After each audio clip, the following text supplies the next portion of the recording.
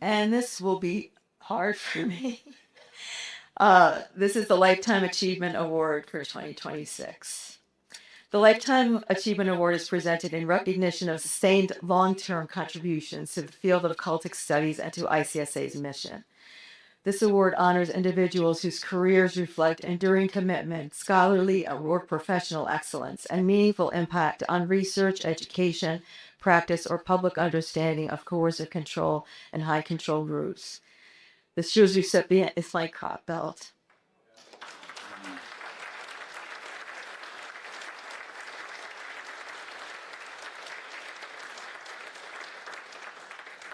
Mike Kropveld is the founder and executive director of Info-Cult, a Montreal-based organization he established in 1980.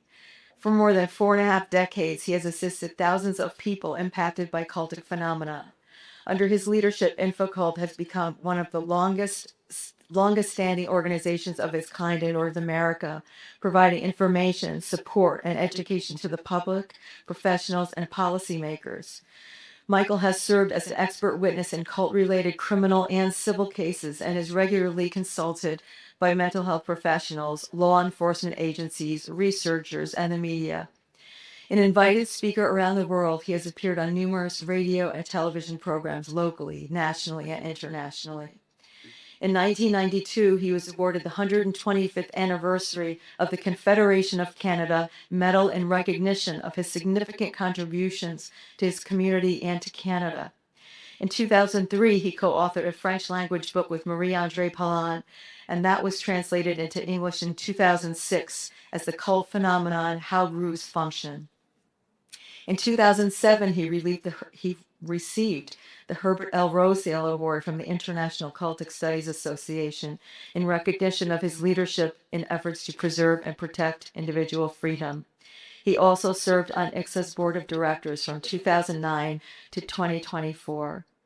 Throughout his career, Michael has been a voice in promoting public awareness, critical thinking, support for those affected by cultic environments. His work has helped promote an understanding of cultic phenomena in Canada and beyond. And I want to thank you for mentoring me since I've been here and for everything that you've done for ICSA.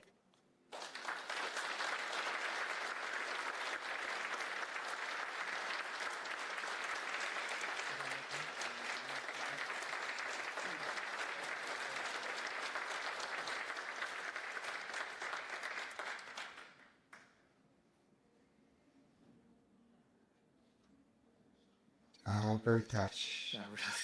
I say, I don't cry very often, but it's close. It's this special relationship we have too in such a short time. Ah, thank you. I am honored and touched by receiving this award. My involvement in this field began in the late 1970s because of the experience of a close friend at the Unification Church.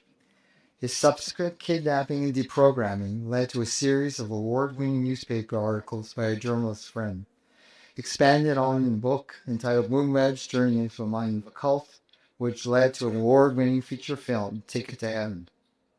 Still available on YouTube, by the way.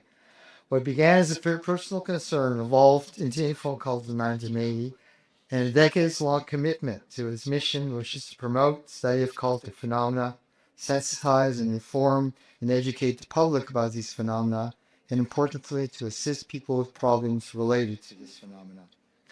My connection with ICSA, known in its earlier years as the American Family Foundation, has been enormously important throughout that journey.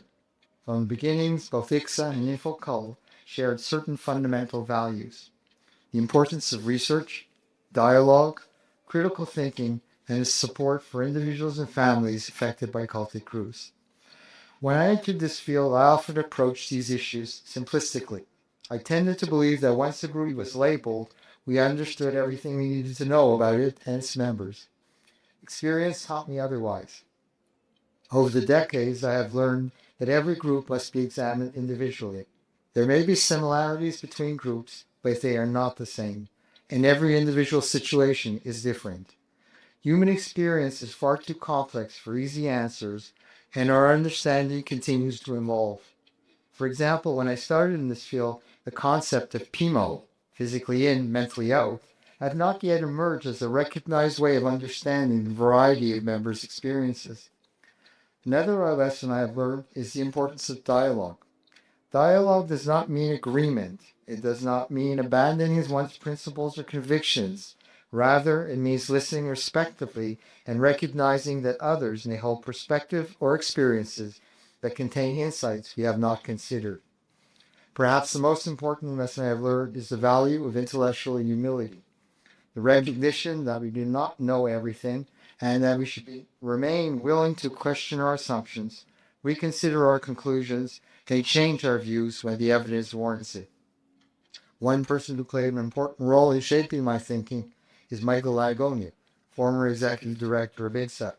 Michael challenged me intellectually, encouraged me to examine my own beliefs critically, and reinforced the importance of changing one's position when it is the right thing to do. I learned a great deal from him and remain deeply grateful for his friendship. Despite the challenges of working in this field, it has never been dull. I often say that I never know who's going to call, write, or walk through the door, or what issue they will bring. Yet alongside the challenges are deeply painful human stories. I think, for example, of a father who I spoke with recently whose adult son had cut off all communication with him. He believed his son was being manipulated by his wife, and as a result had lost contact with his 3-year-old granddaughter. Listening to him speak through tears about the pain of that loss was heartbreaking. Situations like these remind us that behind every theory, every debate, and every label are real human beings struggling with personal tragedy. As I reflect on receiving this award, I am reminded none of my work in this area and running Info-Cult has been done alone. There are far too many people to name who have collaborated with me over the decades and continue to do so today. To all of you, thank you for challenging me, supporting me, and helping shape my thinking and helping to develop the unique work of Info-Cult. I also want to thank my partner in life, Debbie, for the ups and many downs of keeping Info-Cult alive. She has been my anchor. She has stood beside me throughout this journey, offering unwavering support and understanding. This work has become a central part of my life, and I could not have pursued it in the way I have without her. While much has changed since I began this work nearly 5 decades ago, the need for research, dialogue, intellectual humility, and compassionate support remain as important as ever. Thank you again to the International Cultic Studies Association for this honor. I accept it with gratitude and appreciation. Thank you.